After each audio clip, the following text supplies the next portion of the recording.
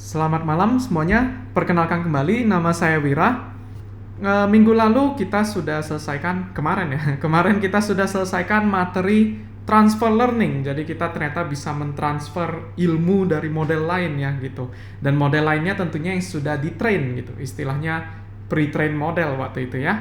Jadi kita sudah bahas itu, ada banyak sekali arsitektur CNN yang populer karena kompetisi ya, dan dipublikasikan gitu. Kompetisinya namanya ILSVRC waktu itu. Kalau kali ini kita mau lanjut ke algoritma deep learning yang kedua gitu. Ya mungkin algoritma deep learning banyak gitu ya, tapi biasanya deep learning itu nanti basicnya akan dipecah jadi dua doang. CNN sama satu lagi kawannya ini adalah RNN gitu ya, Recurrent Neural Network. Apaan ini gitu ya. Dari namanya kok kayaknya ngeri gitu. Kalau kita translate berarti kan neural network yang berulang gitu, recurrent gitu. Kenapa sekarang tiba-tiba ada yang namanya neural network yang berulang gitu ya? Karena ternyata yang selama ini kita perhatikan ada kelemahan besar nih dari algoritma-algoritma kita yang selama ini kita pakai gitu. Semua algoritma yang kita pakai selama ini tidak dapat menghandle sebuah series. Oke. Jadi kalau misalnya kita ada data, tapi datanya bentuknya barisan seperti ini ya, gitu. Jadi inputnya bukan cuma satu data, tapi langsung 4 data sekaligus yang ada makna urutannya gitu ya. Itulah kenapa nama data seperti ini adalah series ya, atau barisan gitu, series. Contoh ada yang namanya time series. Jadi kalau data-data yang sifatnya ada waktu, contoh revenue perusahaan gitu, atau temperatur udara secara global gitu. Nah, itu sesuatu yang kita sebut sebagai time series gitu. Karena datanya pasti berubah seiring berjalannya waktu gitu ya. Dan ini kan barisan ya, nggak boleh di-shuffle gitu. Nggak boleh Wira acak-acak karena ada urutannya gitu. Nah, data-data yang seperti ini yang kita belum mampu handle ya di algoritma-algoritma sebelumnya. Walaupun sebenarnya nanti setelah kita pelajari lebih lanjut, CNN pun bisa dipakai untuk data seperti ini gitu. Tapi Wira nggak bahas di sini ya. Gitu. Contoh yang lain, data sinyal. Oke, sinyal itu juga ada urutannya ya, dan bentuknya adalah series gitu. Suara, audio itu juga data series. Jadi audio gini ya, itu juga data series, oke, barisan gitu. Yang paling terkenal nanti aplikasi dari RNN kita ini, Recurrent Neural Network, itu nanti di data teks gitu ya.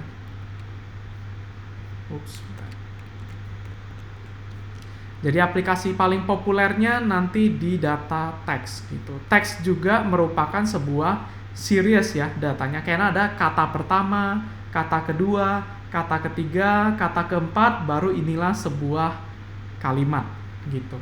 Oke. Hal yang menarik lainnya adalah masalah lain kalau di series panjangnya itu bisa beda-beda. Contohnya kayak teks deh, kalimat gitu. Dataset pertama kita kalimatnya halo nama saya Wira gitu. Data keduanya halo hari ini saya makan nasi. Loh, panjangnya aja udah beda gitu. Jadi lucu ya, antar series pun panjangnya bisa beda-beda gitu. Nah itu gimana? Ada nggak algoritma yang kita inputnya itu panjangnya bisa beda-beda, jumlahnya itu bisa beda-beda gitu. Nah disinilah artinya kepikiran ide baru gitu ya. Sebenarnya bukan baru juga sih. Ini kita ada teknik yang namanya RNN, Recurrent Neural Network. Neural networknya kita ulang-ulang gitu. Dan ini sebenarnya teknologi yang sudah lumayan tua gitu ya. Kalau nggak salah ya, coba kita cek Google. Setahu Wira itu tahun 90-an gitu. Jadi ini bukan something yang new juga ya. Memang deep learning banyak yang sebenarnya teknologi yang sudah lama gitu.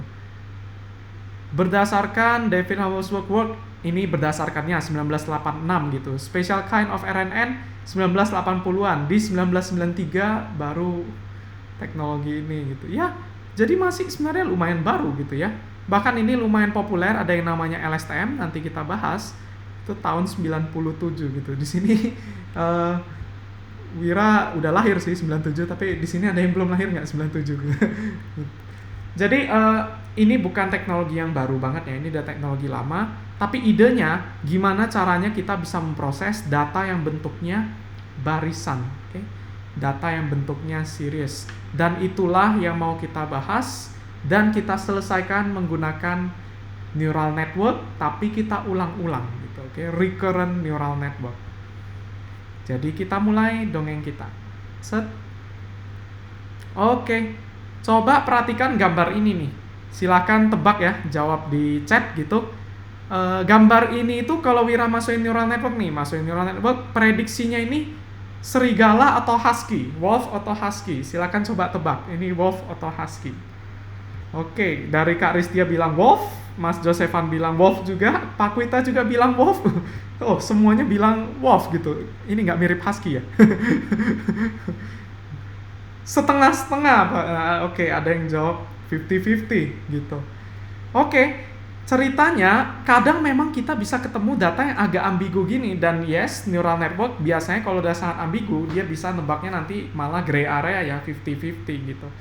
Tapi alangkah baiknya kalau memang data kita itu inputnya dalam bentuk barisan atau series, kita bisa dapat konteks yang lebih luas gitu. Jadi walaupun kita ada yang agak ambigu seperti ini, tapi dengan memanfaatkan konteks, jadi Wira kasih sedikit konteks, mungkin nanti prediksi antara wolf atau husky ini salah satu bisa jadi lebih confident gitu.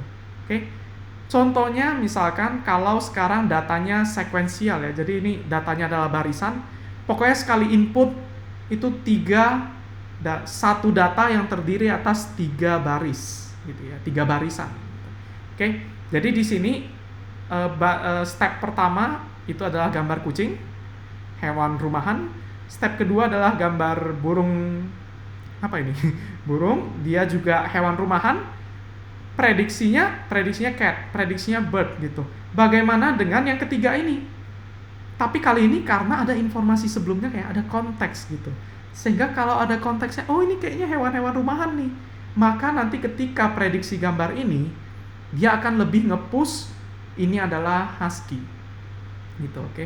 Walaupun ini sebenarnya gambar serigala atau husky Wira juga nggak tahu gitu ya. Cuman kalau kita training dalam kondisi satu barisan seperti ini dan ada konteksnya, maka ini nanti akan diprediksi husky gitu. Oke? Kalau diperhatikan, ini neural networknya bukan ada 3 ya. Neural networknya itu cuma 1 tapi dipakai berkali-kali.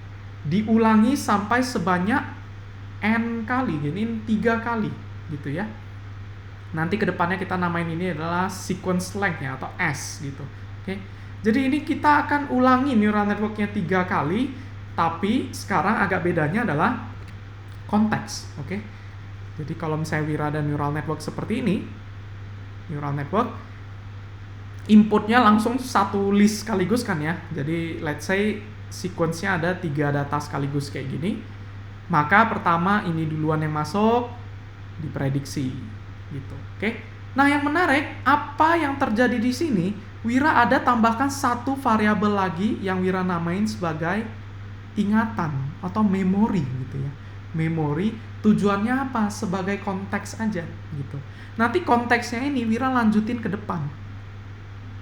Dipakai ke neural network ini. Neural networknya ini persis sama dengan neural network yang ini ya. Persis gitu. Bedanya cuman kali ini memanfaatkan konteks yang berbeda aja. Ini konteks yang mula-mula masih belum ada konteks. Sekarang kita mau pakai konteks yang dibawa dari prediksi sebelumnya. Sehingga nanti pada saat prediksi ini dikombinasikan dengan informasi konteks, nanti harapannya prediksinya makin oke gitu. Dan konteksnya diterusin, lanjutin lagi ke sini. Oke. Nah, inilah yang kita sebut sebagai recurrent neural network ya, neural network yang berulang gitu. Dan ini konteksnya dilanjutin lagi ya. Gitu. Itulah kenapa jadinya menjawab pertanyaan tadi ya, gimana kalau panjang ininya bisa beda-beda? Nggak usah takut. Kita tinggal ulangi neural networknya sebanyak berapa panjangnya itu, dan konteksnya kita tinggal terusin aja gitu ya. Jadi itu hal yang menarik, yang sangat berbeda dibanding yang sudah kita pelajari sebelumnya ya gitu. Ini sangat unik gitu, di mana neural network yang sama kita pakai secara berulang. Gitu. Oke. Oke. Kalau itu sudah dapat, kita coba lanjut dikit. Bagaimana dengan input datanya? Berarti input datanya sekarang kali ini kan list where gitu, sequence gitu ya. Nah, kalau misalkan di neural network, Wira sering sebut, bukan cuma neural network, sorry, ini data tabular gitu. Data tabular, contohnya SVM, random forest, mesin learning itu ya. Itu kan kita sengaja jadiin tabel ya. Dan itu adalah baris kali kolom gitu ya. Atau Wira namain N kali F gitu, NF gitu. Baris itu adalah jumlah data, kolomnya adalah fitur-fiturnya gitu, N, F gitu. Kalau CNN, waktu itu kita udah tahu ya, NCHW gitu. Jadi ada 3 channel 28x28 sebanyak N buah, 1, 2, 3, 4 gitu.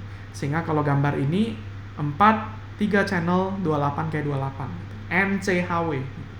Kalau RNN, kita susunnya itu satu data itu bentuknya boleh satu data ini boleh ada beberapa sequence gitu ya. Contohnya di sini satu data ini ada 1, 2, 3 data. Nanti data kedua ada 1, 2, 3 gitu. Sehingga nanti formatnya bukan NF tapi NSF gitu. Satu data terdiri atas sequence yang panjangnya 3 gitu. Contohnya kalau di gambar ini kan ada 1, 2, 3, 4, 5 data, 3 sequence lainnya ya, N-nya 3, F-nya ada 2 fitur. Gitu. Oke, jadi NF, NCHW, sama NSF. Gitu. Oke, itu cara kita ngeformat datanya. Supaya lebih clear, Wira akan tunjukkan analogi lagi ya gitu. Apa bedanya neural network yang biasa dengan recurrent neural network gitu. Kalau kita ngomongin neural network yang biasa, itu kita udah sering lihat ya gambarnya kayak gini nih. Ada input layer, ada hidden layer, ada output layer. Nanti kombinasi linear gitu. Kalau di recurrent neural network sama gitu ya.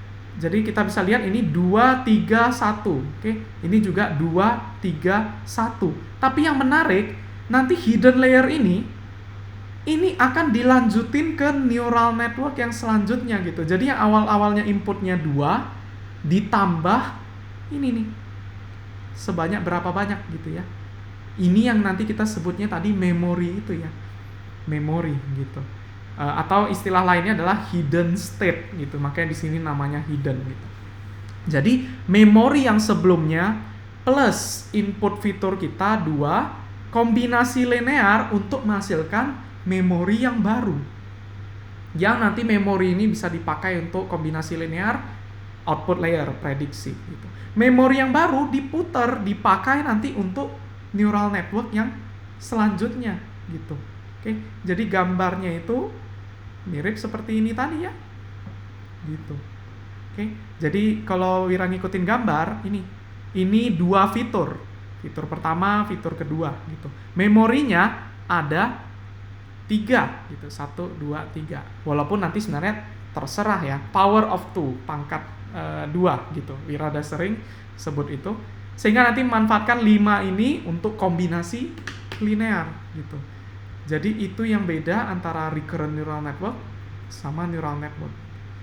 Dan akan lebih clear lagi kalau Wira tunjukkan pakai animasi ini gitu. Oke, animasi ini. Ntar kita nunggu animasinya balik dulu. Oke. Nih. Kombinasi linear generate. Kombinasi linear prediksi. Hidden neuronnya itu diterusin terus ke depan gitu ya. Dan itu yang kita sebut sebagai memori atau konteks atau hidden state gitu. Ini Wira script supaya Wira bisa. Oke, jadi kita lihat ya dari segi gambarnya. Pertama-tama kita akan ada bola-bola ini ya, hidden neuronnya di bagian sini gitu. Jadi di luar gitu ya. Di luar, dan inilah yang kita sebut sebagai memori tadi ya, atau hidden state gitu. Ini 2 bola ini fitur kita ya. Jadi kalau kita lihat ini masih persis sama kayak tadi 2 3 1, 2 3 1 gitu. Oke. Jadi gambarnya anggaplah ini neural network gitu. Jadi supaya gampang memahami recurrent neural network RNN ini, bayangin aja sebuah neural network gitu. Ini. Oke. 2 3 1 gitu. Bedanya cuman di sini nih 2 3 1. Ini nanti kombinasi linear gitu ya. Jadi kombinasi linear antara ini, itulah yang menghasilkan hidden ini. Gitu. Oke. Jadi inputnya itu nanti ada 1, 2, 3, 4, 5. Kombinasikan menghasilkan sebuah konteks gitu. Dari sini nanti kita bisa melakukan sebuah prediksi gitu. Next, gimana caranya kita dapat konteks yang baru? Konteks yang baru ini datang dari mana? Kombinasi linear antara konteks yang lama sama fitur-fitur kita untuk menghasilkan konteks yang baru. Konteks yang baru nanti bisa dimanfaatkan untuk prediksi, dan itulah yang kita lakukan, kita ulang-ulang ya. Kombinasi linear, prediksi. Konteksnya dilanjutin, atau memorinya, ingatannya dilanjutin. Sehingga kali ini inputnya kita bisa lihat kan ya, input kita ini 2 fitur, yes, tetap 2 fitur, tapi ada 3 barang sekaligus kan. Sequence-nya S-nya sama dengan 3, N-nya sama dengan 1, F-nya sama dengan 2 gitu ya. NSF itulah input untuk recurrent neural network basicnya. Nanti untuk lebih advance-nya ada NTSF, tapi belum Mira bahas. NSF aja dulu. Jadi itulah yang terjadi di recurrent neural network. Sampai sini dulu nih, karena ini idenya agak beda gitu ya. Ada yang mau ditanyakan nggak tentang RNN? Mas, Ya, silakan. ini berarti nggak backprop ya? Oke, pertanyaan bagus. Yes, ini kita tidak backprop, tapi nanti nama tekniknya agak berbeda gitu ya. Nama tekniknya itu adalah backpropagation through time gitu, BPTT gitu. Tapi berarti tetap ada backprop gitu ya. Yes. Oke, pertanyaan bagus. Ada lagi yang mau nanya sebelum Mira lanjut?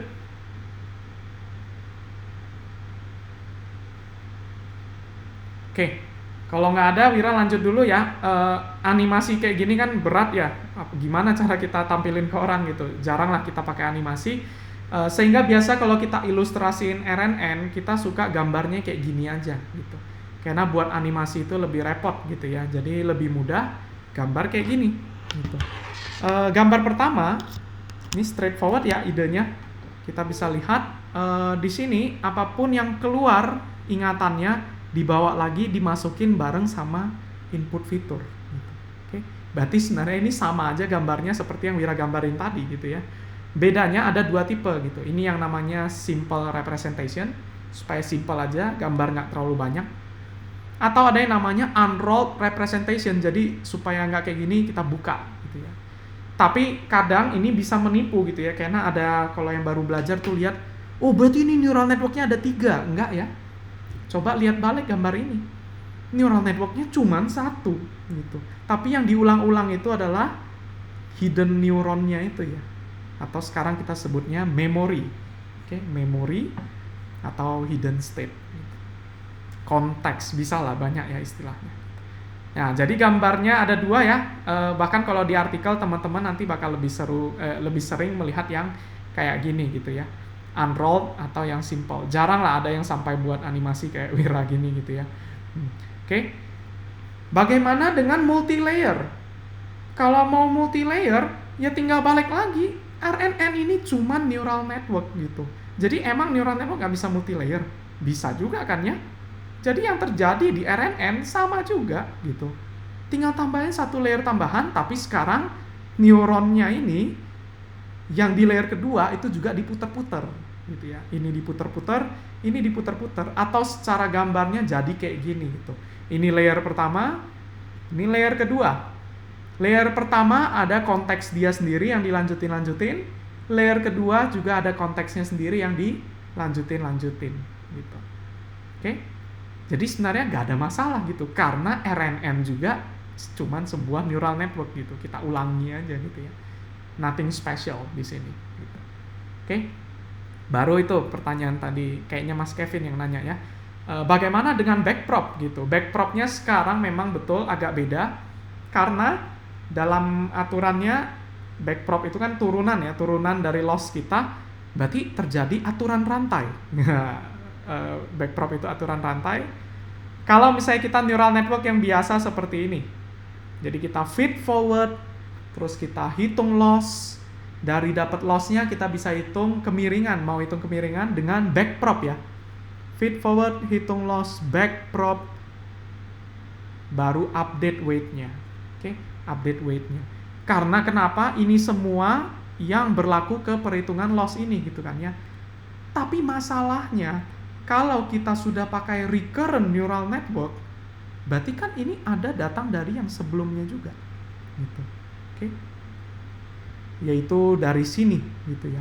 Artinya loss ini bukan cuman bergantung sama ini atau ini, tapi bergantung juga sama ini gitu ya. Bahkan sama weight yang ada di sini gitu. Bahkan sama weight yang ada di sebelum-sebelumnya juga gitu. Itulah kenapa backpropnya nggak cuma sesimpel backprop, tapi kita mundur terhadap waktu gitu. Wow, kayak time travel gitu ya gitu. Jadi kalau dari gambarnya, ini kalau neural network biasa kayak gini doang. Tapi sekarang kita harus backprop terhadap waktu, mundur terhadap waktu, ini pun di backprop. Mundur lagi, ini pun di backprop. Baru nanti turunannya adalah perkalian dari penjumlahan dari perkalian semuanya gitu ya. Nah, itu kalau yang udah familiar sama kalkulus ya itu tinggal turunan pertamanya aturan rantai gitu ya, aturan rantai gitu. Agak repot memang kalau kita nulis manual, itulah kenapa sekarang kita banyak framework yang auto gradient ya, udah otomatis dihitungin gradiennya, lebih mudah jadinya. Oke, jadi itu istilahnya kalau di RNN itu adalah BPTT, backpropagation through time, oke, backpropagation terhadap waktu. Gitu. Dan karena RNN itu cuman neural network atau NN, maka ide di balik layarnya, matematik di baliknya juga cuman sebuah kombinasi linear gitu. Oke. Jadi nothing special di sini. Coba Wira screenshot dulu. Oke, kita coba lihat bareng apa yang terjadi secara matematik di balik layar ya gitu. Ternyata bagaimana cara kita melakukan prediksi? Sebenarnya banyak variannya ya, nanti RNN itu banyak variannya. Yang Wira tunjukkan ini adalah versi yang paling awalnya, atau kadang orang sebut sebagai vanilla RNN gitu ya. RNN yang paling awal banget gitu. Sehingga ini bukan yang terbaik gitu ya. Ada cara yang lebih baik gitu. Tapi sesimpel ini. Prediksi kita itu adalah kombinasi linear antara ingatan, udah itu doang. Jadi AX tambah B gitu doang. Dimana X-nya apa? X-nya adalah ingatan atau konteks kita. Gitu. Oke. A kali konteks tambah B, terus jangan lupa dikasih aktivasi. Ya udah, ini rumusnya. Gitu ya. Bagaimana dengan update ingatan kita atau update konteks gitu. Gampang. Konteks itu bisa berubah karena apa?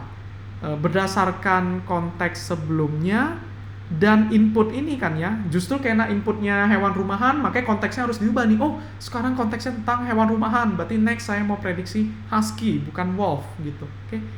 Artinya ingatan atau konteks yang baru itu cuman kombinasi linear.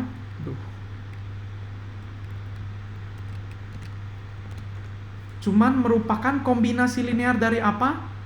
Dari input sama ingatan sebelumnya gitu. Jadi A X1 tambah B X2 tambah C gitu doang gitu. Dimana X1-nya apa? X1-nya adalah ingatan sebelumnya gitu. X2-nya apa? X2-nya ya fitur kita. Kebetulan kalau ada dua fitur gitu. Kalau di gambar tadi, animation tadi kan dua fitur ya. Jangan lupa ini kombinasi linear kan ya. Setelah kombinasi linear, kasih aktivasi. Udah deh, itulah ingatan yang baru gitu. Jadi kalau setelah dipikir-pikir, setelah lihat formula ini, maka make sense kan ya bahwa RNN itu ternyata sebenarnya cuman ini gitu ya. Cuman sebuah neural network yang diulang-ulang, tapi kombinasi linearnya sekarang memanfaatkan memori yang sebelumnya gitu. Oke. Jadi RNN sesimpel itu. Bahkan nanti code-nya sebenarnya simple juga. Jadi jangan kaget ya. Dengan adanya framework PyTorch, TensorFlow, Keras, semua jadi serba mudah gitu. Oke, sampai di sini dulu. Ada yang mau ditanyakan tidak? Nggak ada? Simple, gampang? Mas mau nanya. Ya, silakan. Berarti kalau misalnya data, maksudnya dari si sequence yang pertama bisa aja berarti belum ada memori apa-apa, bisa ya, Mas? Yes, jadi HOLD ini memori pertamanya biasa kita initialize dengan angka 0 semua atau random number gitu ya. Oh, Tapi biasa diisi dengan angka 0 semua. Oke? oke. Oke. Itu good question ya. Sorry, Wiramis nggak ngebahas itu. Oke. Kalau hidden layer-nya, jumlah memorinya ada yang bisa jawab nggak? Jadi di sini kan memorinya 3 ya, konteksnya dilanjutin 3. Tapi kalau nanti kita praktis, kira-kira kita pakainya berapa? Ada yang bisa jawab? Tergantung panjang seriesnya. Ada lagi yang mungkin mau jawab? Kira-kira memorinya atau konteksnya mau berapa banyak bulat-bulat bolanya?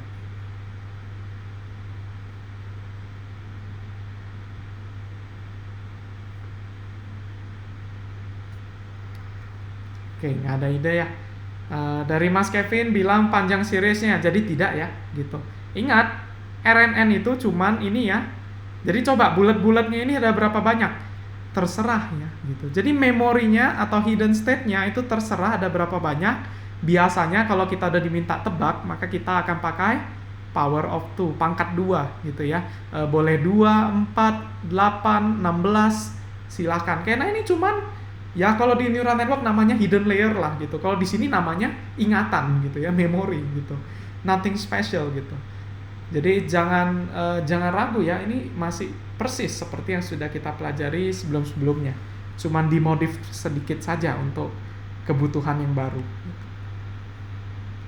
Oke, Wira rasa sudah cukup. Wira jelasin tentang RNN. Kita sudah bisa langsung lanjut ke praktek.